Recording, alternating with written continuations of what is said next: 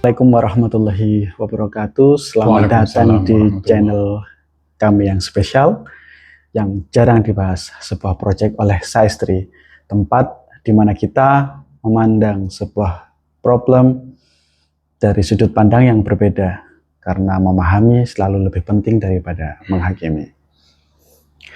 Assalamualaikum Abi. Ya, waalaikumsalam. Ya Abi, sehat ya Abi ya? Alhamdulillah sehat Mas. Alhamdulillah, setelah libur lama beberapa minggu karena Lebaran, tidak ada masalah kesehatan apapun ya. Alhamdulillah. Banyak jajan. Baik, kemarin kita dihebohkan dengan satu kebijakan dari pemerintah Kota Surabaya, di mana mereka memberlakukan sanksi administratif bahwa suami-suami, para suami yang tengah atau sudah bercerai dengan istrinya dan tercatat tidak melakukan nafkah kepada anaknya terutama, kemudian atau nafkah iddah dan nafkah mut'ah ya, itu mendapatkan sanksi administratif, tidak bisa mengakses beberapa layanan termasuk layanan kesehatan pada pemerintah atau program kerja di Kota Surabaya. Menurut saya ini satu langkah yang cukup frontal ya, karena ibaratnya itu memberikan hukuman kepada para suami yang tidak melakukan kewajibannya sebagaimana mestinya. Nah, yang perlu kita bahas hari ini nih, Bi.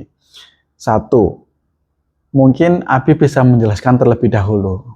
Ketika sebuah rumah tangga itu sudah bercerai, tidak utuh lagi, sebenarnya nafkah apa saja yang memang harus diberikan atau tetap menempel pada diri suami yang tidak berstatus sebagai suami tadi, mantan suami ya. Dan apa bedanya dengan nafkah ketika dia dalam ikatan pernikahan? Gitu, Bi. Monggo dijelaskan. Bismillahirrahmanirrahim. Assalamualaikum warahmatullahi wabarakatuh. Terima kasih Mas ya. Sebenarnya begini Mas ya. Nafkah saat berkumpul dengan nafkah yang saat berpisah itu tidak jauh berbeda. Cuman hanya kewajiban terhadap istri kita itu sudah tidak gitu. Tetapi kalau perceraian itu saat istri itu masih menyusui gitu, kemudian masih dalam iddah, kita bercerai iddah, maka itu tanggung jawab suami, apalagi anak. Dalam filosofi kita ya, bahwa istri kita bisa berpisah dengan istri bisa berpisah dengan suami, tetapi dengan anak-anak tidak bisa. Jadi nafkah itu tetap harus menjadi tanggung jawab suami. Nah, budaya-budaya kita, atau itu budaya atau kebiasaan itu, jika ada perceraian maka anak itu diikutkan ke istri dan istri yang bertanggung jawab. Nah itu banyak Mas itu. Nah saya bersyukur baru kali ini saya mendengar dari jenengan Mas bahwa pemerintah Surabaya mengadakan sanksi bagi suami-suami yang tidak memberikan nafkah pada istrinya. Itu suatu kemajuan langkah yang bagus gitu. Itu menuju kepada syariat. Zaman Rasulullah, di mana zaman Rasulullah itu kan masih katakan masih ada feodalisme, patriarkisme, kemudian macam-macam lah, di mana wanita itu masih dijadikan kelas 2 Mas. Itu masih diatur bahwa suami itu tidak boleh meninggalkan begitu saja tanggung jawab kepada anaknya, kemudian istri itu sudah diatur gitu Mas oleh Al-Quran. Di Al-Quran itu surat apa namanya? Surat At-Tolak ayat 7 kalau tidak keliru itu. Diatur orang yang punya kemampuan. Nah, hendaklah dia menafkahi sesuai dengan kemampuan. Nah, kalau kita mampu, kemudian kita tidak mengatur berapa biaya kesehatan, biaya pendidikan, itu tidak ada agenda itu. Maka laki-laki suami itu, mantan suaminya itu telah berbuat zalim Mas gitu. Nah, kezaliman ini Mas, kadang-kadang kezaliman apapun, termasuk kezaliman pada keluarga, akan menimbulkan luka gitu. Nah, luka ini akan menjadi kadang-kadang menjadi balas dendam sosial. Ada seorang anak yang menyerahkan anak ayahnya ke panti jompo. Itu ada, Mas. Gitu. Saya tidak mengkoreksi apa penyebab dia, tapi bisa saja luka masa lalu yang menimbulkan anak kurang kerinduannya, cinta kepada ayah itu kurang menyusut dikarenakan perlakuan kezaliman seorang ayah di masa lalu, gitu. Nah ini. Iya, kalau dipandang dari aktivitas kesehariannya ya, antara anak kan juga punya fase-fasenya ya sesuai dengan usianya, gitu ya. Kemudian anak yang mumayyiz dan anak yang baligh itu kan juga berbeda kewajibannya. Nah, apakah di dalam Islam itu juga diatur, Bi? Misalnya begini, ketika perceraian itu terjadi pada anak-anak yang belum dewasa, belum baligh, maka secara hukum positif dan hukum syariat, apakah benar memang didekatkan bahwa nafkah pengasuhan dan pengayoman itu ada pada ibunya sampai usia 12 tahun? Iya benar memang. Jadi apabila anak itu masih terikat kepada ibunya, kita zalim memisahkan seorang anak dengan ibu. Itu begitu, Mas. Itu pernah suatu kejadian, ada seorang anak kecil yang mau diambil oleh ayahnya. Kemudian anak itu sama Rasulullah ditempatkan di tengah. Kemudian kan anak itu mau pergi kemana? Ke ibunya, yang ibunya. Jadi seorang ayah tidak boleh memisahkan anak dari ibunya. Gitu. Kita tahu, Mas, ya, bahwa sudah kita bahas ya, bahwa zalim kepada anak siapapun, terutama anak kita, itu zalim pada penduduk ahli surga, Mas. Mengapa? Karena anak itu fitrah. Di mana dia itu, kesalahan dia itu dirukhsah, diampuni oleh Allah, tidak dianggap. Gitu. Yesus sendiri berkata, biarkan anak-anak, karena itu ada seorang anak yang ingin datang kepada Yesus. Kemudian muridnya Yesus, santrinya Yesus tidak mau. Gitu loh. Gurunya yang agung, yang dihormati itu dirobotin oleh anak-anak itu. Tetapi Yesus berkata, biarkan anak-anak itu datang kepadaku. Karena orang seperti dialah yang mempunyai kerajaan surga. Gitu. Jadi anak itu, di Islam ya juga begitu, anak itu fitrah. Gitu. Di gospel ya juga begitu, fitrah. Dan fitrahnya itu karena anak itu punya tiket ke surga kan, Mas. Biarkan anak-anak itu datang padaku, karena anak-anak yang seperti orang yang seperti dialah yang punya kerajaan surga. Jamin kan? Gitu. Sama-sama fitrah. Orang yang mengabaikan kewajiban terhadap anak, gitu loh, terutama kepada anaknya sendiri, maka dia adalah mencederai kefitrahan yang Allah telah patraikan kepada anak-anak itu. Gitu. Kita ini kan apa, Mas, ya? Rewelnya anak itu bangga senang, oh ini penduduk surga, oh ini amanah dari Allah, ini harus saya sayang, gitu. Itu terlepas anaknya siapa ya, gitu. Terlepas loh, anak-anak loh, apalagi itu adalah anak darah daging kita, yang kita punya kewajiban untuk menafkahi, untuk menyayangi, untuk mendidik, untuk menciumnya, itu, Mas. Jadi bagi apa namanya, bagi yang tidak mampu, satu misal kerja gitu, gajinya sedikit, ya katakan terus terang, ini saya mampunya kasih sekian, gitu. Walaupun dia mungkin jarang ketemu anak-anak karena sibuknya pekerjaan yang memang kondisi ketidakadilan semacam ini, ekonomi yang tidak adil, tapi kualitas pertemuan itu diprioritaskan. Satu misal kita hanya bisa ketemu sepekan sekali dengan anak-anak itu, lantaran kita cerai. Ya kita minta 1 hari, dan 1 hari itu bercanda, mengaji, mengajari, memberikan keteladanan. Gitu. Itu lebih penting. Jadi pertemuan yang berkualitas itu lebih penting daripada banyak pertemuan tapi tidak berkualitas. Sehingga nanti di memori anak itu punya apa namanya? Punya memori, punya pesan yang tersimpan di otak anak itu akan mengingat ada hal yang baik yang dia contoh dari ayahnya. Gitu. Walaupun ayahnya itu berpisah gitu Mas. Begitu Mas. Ya. Jadi apa saja sebenarnya yang harus ditanggung oleh mantan suami untuk menafkahi anak-anaknya ini? Sekolah, makan, kesehatan, sandang papan, sejauh apa? Dan berapa besarannya? Ya besarannya itu sesuai dengan kemampuan Mas. Kemampuan, berapa dia kemampuan. Jangan sampai mampu tapi tidak dimampukan. Satu misal begini Mas ya, beli rokok bisa Mas. Rokok itu sehari katakan minim tiga apa namanya? Datang. 3 batang. Satu batangnya itu 20. Berarti 60 kan Mas. 60 kali Satu 3. batang nggak sampai. Berapa? Satu batang rokok nggak sampai lah 60. 20. 10. Nggak Kan sampai. kalau yang bagus nggak sampai. Berapa lah? Ya sekitar 2.000. 4.000, 5.000 masih 5.000 lah. 5.000 kalau setiap makan habis makan dia ngerokok minim itu Mas. Padahal nggak mungkin lah gitu loh. Setiap makan katakan minim 5 lah, 5 batang sehari ya. Kalau beli 1 bungkus bisa dipakai 2 hari. 1 bungkus satu misal 5.000 kali 5 25. 25 kali 1 bulan 700 gitu. Dia kan nggak berat gitu loh. Coba satu misal kita bisa ngasih anak 1 juta gitu. 1 juta. 1 juta itu kan minim Mas.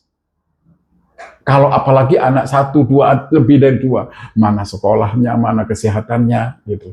Seharusnya itu pun yang jangankan nafkah ya, enggak pendidikan, kesehatan, kemudian ilmu kasih sayang. Itu Mas, apa namanya? Jangankan itu, ibunya itu loh yang memandikan. Itu seharusnya kita bayar juga. Yang menyayangi dia, berhubung kita tidak mampu, oke lah kita itu pendidikannya saja satu misal. Minta maaf saya itu apa namanya? Saya itu tidak mampu ini saya 1 juta. Nah, setelah itu dipotong rokoknya, saya bertekad tidak merokok. Sudah 1.700.000 Mas. 1 juta menjadi 1.750.000 karena rokoknya. Itu suatu kebanggaan. Allah akan melihat gitu Mas. Allah akan melihat. Dan apa namanya, malaikat mencatat betapa orang ini yang ngojek, katakan ngojek, betapa ini ingin menafkahi anaknya. Gitu. Adapun yang paling baik itu Mas, yang paling baik itu ya merajut kembali, gitu Mas. Ya, tapi itu bakal kompleks ya. Lah, tapi gini masalahnya, kan ada 2 kondisi ya, memang dia tidak mampu, memang dia tidak wajib. Ada satu lagi, dia mampu yang kata Abi tadi, dia mampu tapi tidak dimampukan oleh dirinya sendiri. Nah, kita bahas satu persatu nih. Sebenarnya kondisi apa yang menyebabkan seorang mantan suami itu tidak wajib untuk menafkahi anak-anaknya? Saya belum menemukan seorang ayah tidak wajib menafkahi anaknya, tidak ada. Kalau misalnya gila, itu error itu Mas, kejadian-kejadian yang di luar, karena memang orang gila itu di dalam Islam kan lepas dari hukum. Selama hukum itu tegak, maka dia harus Mas, sekemampuannya. Gitu. Karena begini Mas ya, berbahaya seseorang ayah melepaskan tanggung jawab sama sekali karena dia satu misal wong dipangan dewe gak mampu gitu Mas. Apalagi saya harus ngasih anak saya.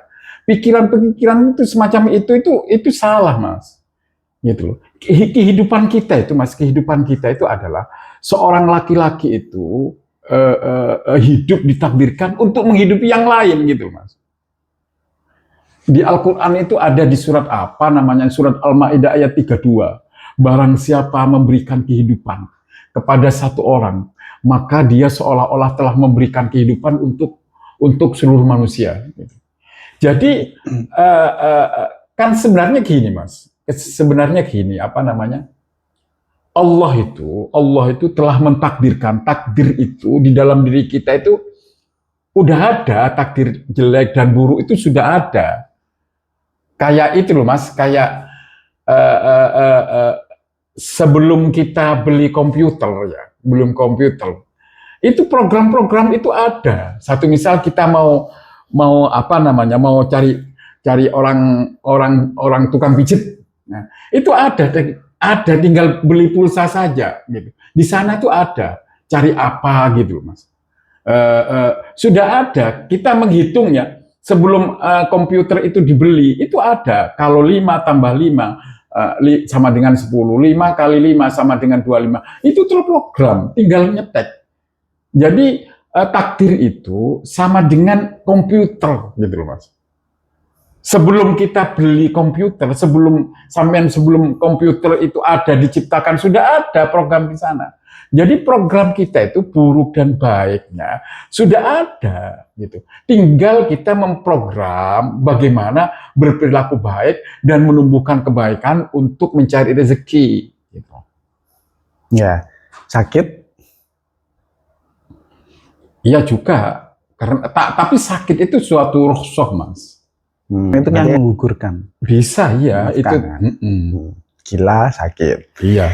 Oke, apabila terjadi seperti itu ya, dia gugur kewajiban menafkahi, maka kewajiban menafkahi ini beralih ke siapa? Kalau di hadis itu beralih kepada paman.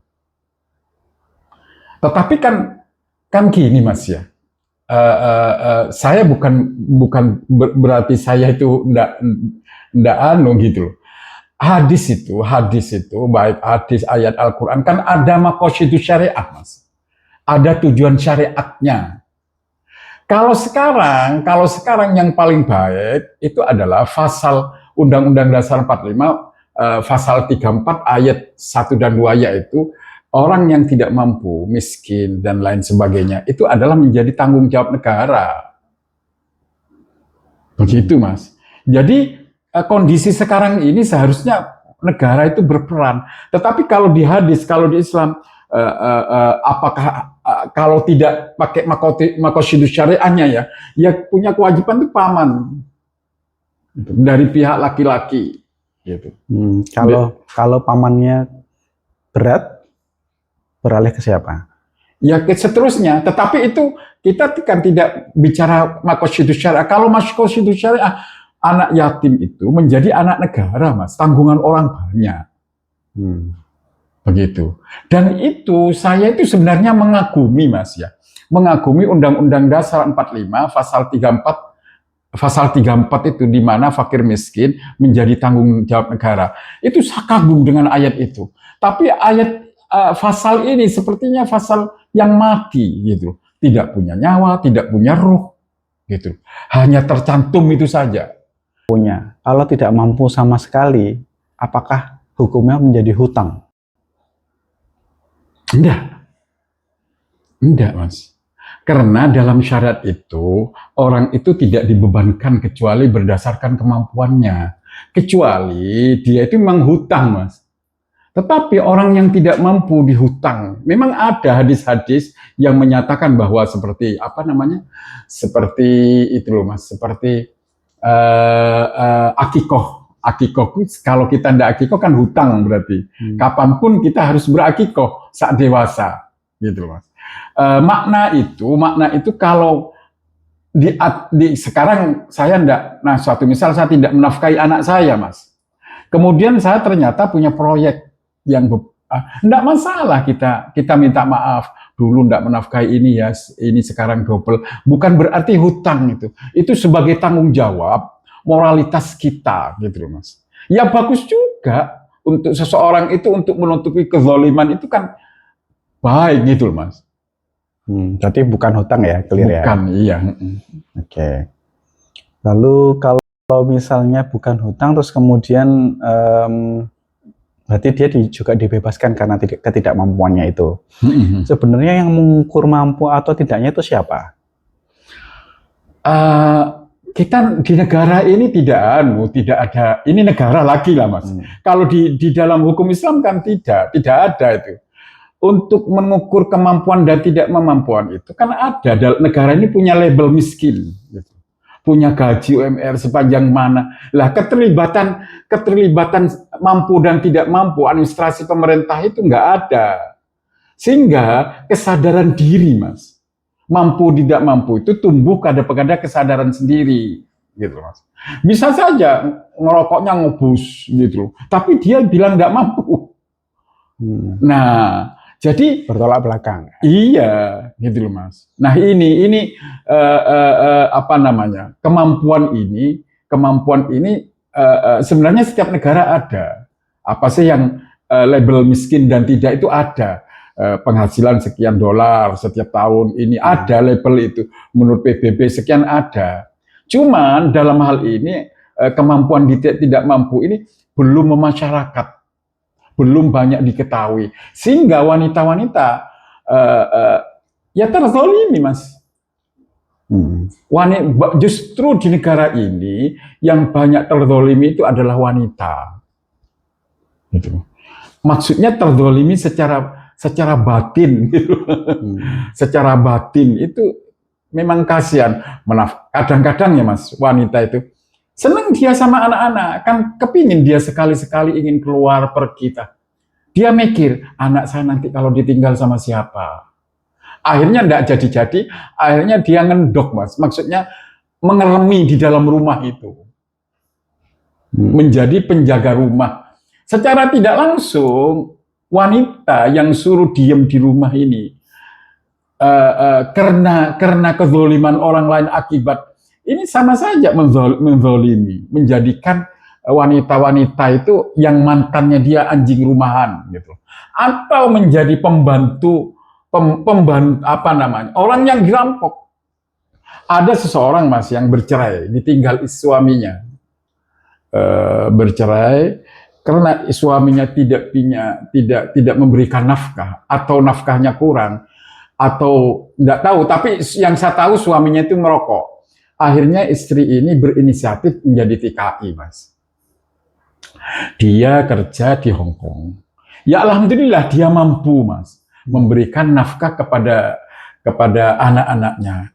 Tetapi si ibu ini ya harus berkorban, Mas. Berkorban jauh dari anak akhirnya. Iya, berkorban jauh dari anak. Dan itu juga meninggalkan hak anak berarti. Iya, karena keterpaksaan itu, Mas. Kan di dalam hukum Islam itu ada itu, Mas. Ada pertimbangan mafsadat dan manfaatnya. Kalau mudarat dan manfaatnya, mafsadat dan maslahatnya. Kalau mudaratnya itu dua-dua mudarat, meninggalkan anak mudarat, tidak dapat uang mudarat, maka mudarat yang lebih kecil yang harus diambil. Dan ini Mas ya, mudarat ini diciptakan oleh laki-laki, Mas. Wanita itu walaupun cantik, Mas ya, dia itu harus jadi pekerja. Karena kalau dia dapat suami, suaminya itu akan bilang begini, anakmu bukan tanggung jawab saya untuk saya nafkahi. Repot. Nah, jadi sebenarnya terkebiri. Walaupun dia batinnya itu, dia mungkin ada ingin belian laki-laki, punya suami ya Mas ya, punya diajak ngobrol, tapi dia harus mengembirikan semua itu demi anaknya. Ini penyebabnya itu apa? Ya laki-laki yang zalimi itu, Mas. Ya. Baik, ini di Surabaya itu angkanya hampir 7.700. Mungkin sekarang diupdate itu jumlahnya jadi 8.000-an. Cukup banyak, Bi, ternyata. Jadi Pemkot ini sudah mulai terintegrasi data di pengadilan agama dan data kependudukan. Nah, dan ini sepertinya butuh laporan ya. Jadi laporan dari korban, di pihak korban. Di sini pihak korbannya mungkin adalah mantan istri dan ya mantan istri yang melaporkan. Kalau tidak dilaporkan ya angka itu nggak ada. Artinya sebenarnya banyak wanita juga sadar itu, terus kemudian melaporkannya bahwa itu adalah satu kewajiban yang belum tertunaikan. Tapi ya 7.000 orang ini belum bisa apa-apa sampai ada satu tekanan pemerintah yang baru ini, dalam kebijakan yang baru ini nanti. Gini Mas ya, karena sampean menyinggung Surabaya, saya pemerintahan Surabaya ini Mas, apa namanya, cukup memuaskan saya. Kenapa? Saya ini udah puluhan tahun menjadi warga Surabaya ya, dipimpin oleh santri. Kita tahu Bu Risma ya, Bu Risma. Kita ini nggak setuju Mas, nggak setuju pada doli itu. Kita teriak-teriak doli itu zina, haraman. Tapi Bu Risma hanya satu tanda tangan, top, doli tutup. Gitu. Penghijauannya kita tahu ya, apa pemimpin Surabaya ini saya lihat santri-santri. Padahal mereka lahir dari partai sekuler, bukan partai Islam gitu Mas. Tapi mereka telah memberikan teladan contoh yang baik gitu Mas.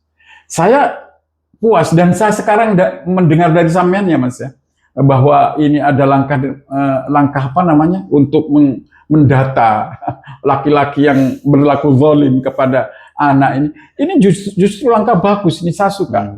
Semoga nanti channel kita bisa dilihat oleh siapa namanya, ditonton oleh pejabat-pejabat Surabaya, terus maju itu. Saya suka. Walaupun kita kasih masukan-masukan ya, iya, akar rumput ya. Iya. Walaupun sekarang saya tempat tinggalnya di Surabaya, di Sidoarjo, iya. Tempat tinggalnya. Tapi KTP masih Surabaya. Masih, kan? Saya enggak mau meninggalkan. Saya sementara ini merasa eman gitu loh Mas. Puas saya di Surabaya ini, apalagi saya setua ya, mulai kecil, mulai bayi saya di Surabaya.